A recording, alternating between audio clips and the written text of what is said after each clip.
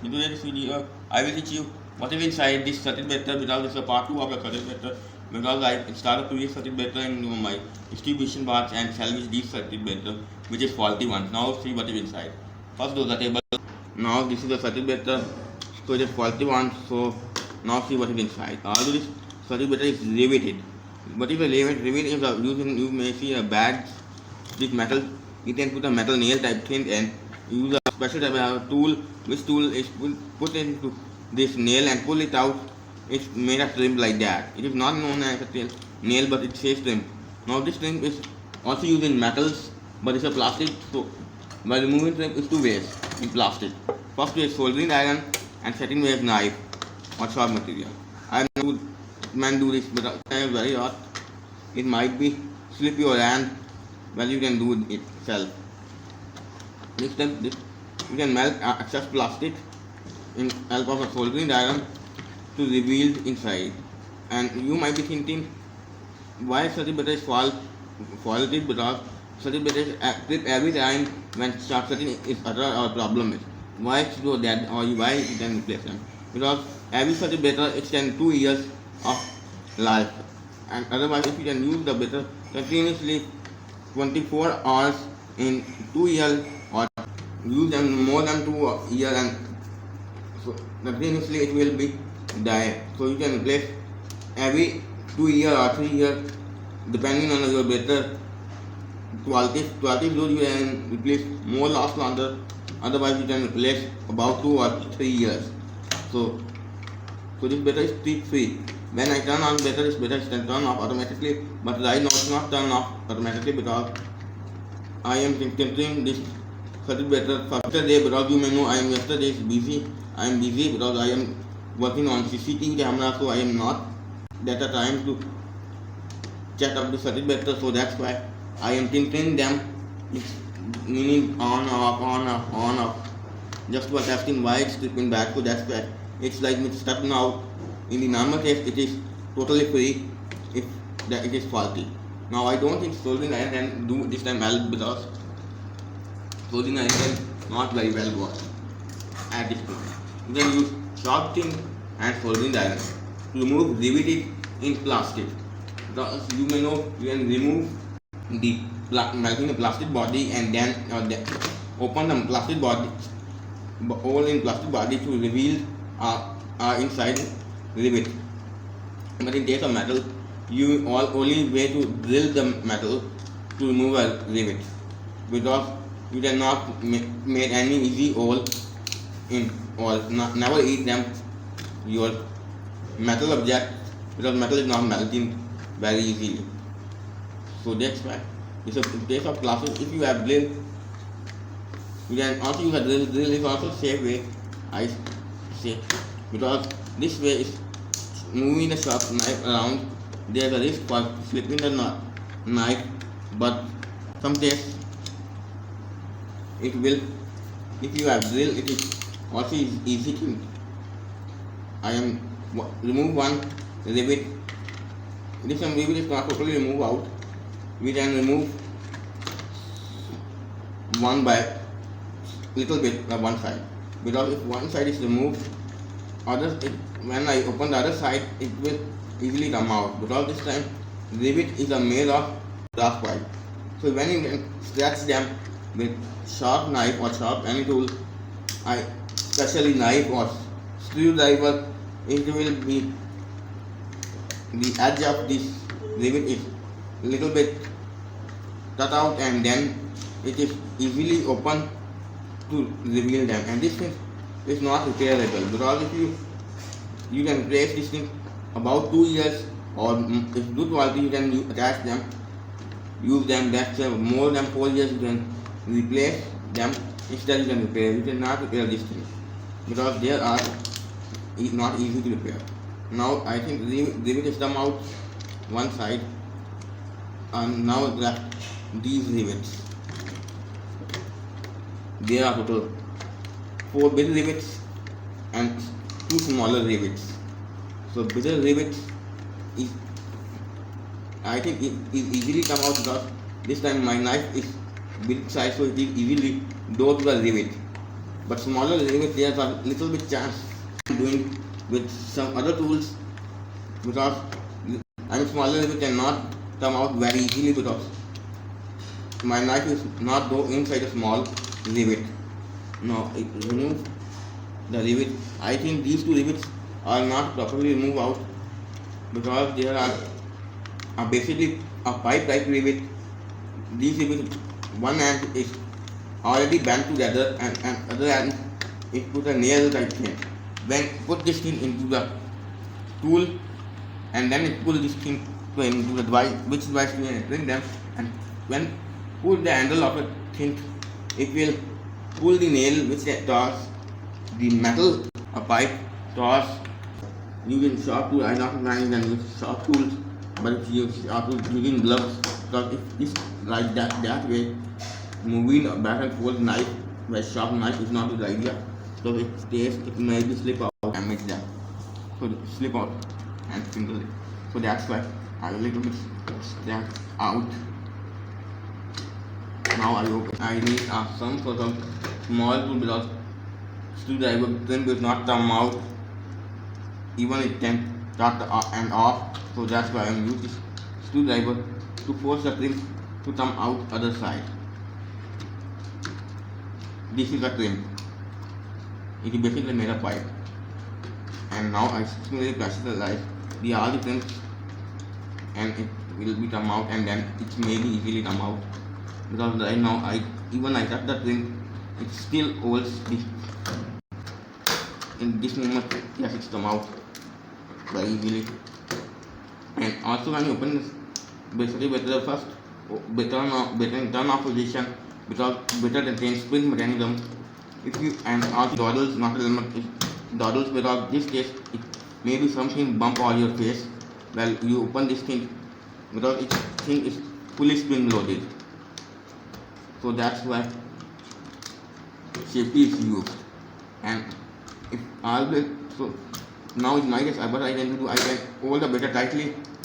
So if any rivet, all which is come out, there's no, I am also tightly force it so it will not inside the better spring cannot open quickly, release out quickly. So that's why. So I decided to open over towards them because this thing is faulty unit, so I don't care about much anything about this thing because we need to tear down this unit anyway. We won't open or even broke. I hope it's come out.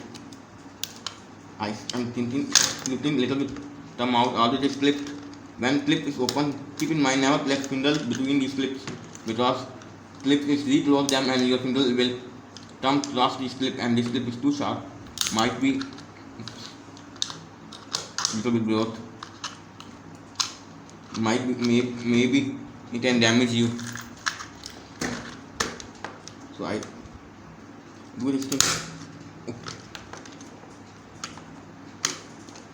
very carefully because I not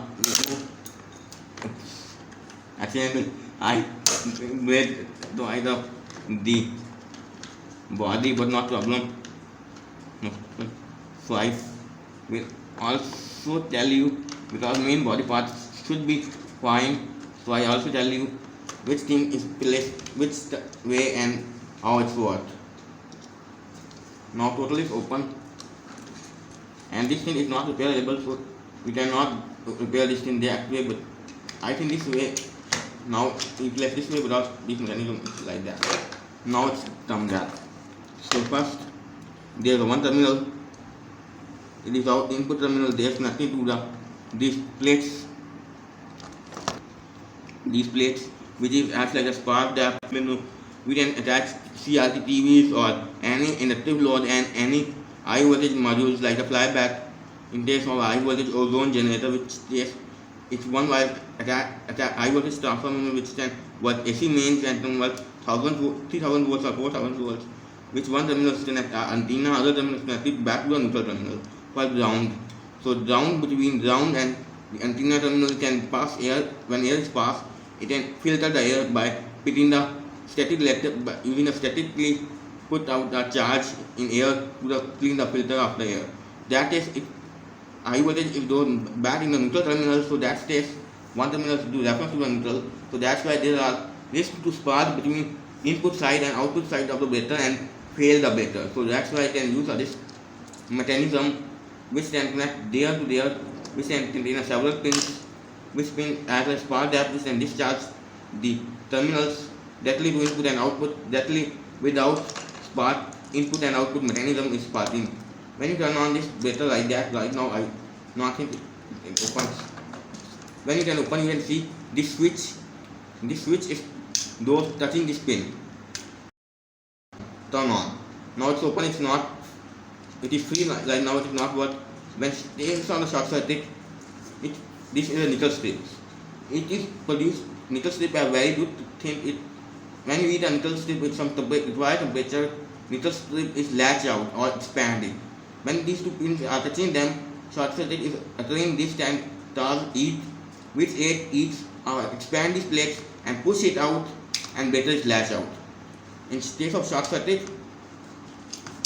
one terminal is directly going in there to the spark gap, and then to the output terminal for directly spark input output instead of the breaker. This switch is holding by this help of this wire to this switch. When you can move this, it can lift out, and this is solenoid plunger there or spring loaded. So when it's pulled on, it can pull the plunger out, and this plunger is pulled down by the spring. So just for this is a very hard spin there, so that it would even pull this upward. This spin is no any power, it can pull down. So that's why there are these terminals connect a copper wire. Few turn on the solenoid, and this solenoid is connected to the output terminal. When any overload condition, this coil acts like an electromagnet, which can pull this lever inwards, which we can pull this spring downwards, and then because this is normally it will not balance. For example, I need it to hold this unit. So now you can see it's all Latin units come out. Now explain. For example, when I pull this thing, these contacts are touching together. If this coil is series to this switch to the output load. In case output load is dropped, I turn this coil to this magnetic field, which coil contains a pin which is a temporary magnetic pin, which pin polarity is same of this coil polarity. When this polarity coil is activated, it acts as the same polarity magnetic field, which polarity are in the inner pin, which can take and then repel each other. When repel each other in the other direction, it can pull this lever, something like. Let me like this switch like that, it can clip out. So this lever can it's freely clipping. This lever can normally that this pin, you can see there is a tiny little pin which is this solenoid, and this solenoid contains coil which is series with the switch and other with output. So if this coil is overloading, it can produce a magnetic field, and which starts pull this pin downwards, which means it can pull like that, and it is slip out. And this is small little circuit egg, and that you may know this lever is totally come out. Now further operation. This pins hold this lever back and forth. This lever holds this mechanism. This pin mechanism which move the contacts, and now it's come like that, and then this is a solenoid first input plate and this is output plate, which can hold the solenoid as well as some other mechanism. There's a solenoid is there, and this is a latching mechanism. This thing. So this solenoid is series with this latching mechanism. So when any short circuit is occur, it can push this lever downwards. Normally it's stuck by spin, it is not come easily down, but in case of magnetic field, overturned, and it can pull this thing downward and it can remove this leaf connection and it cut off. It normally places like that way, so, and it will place like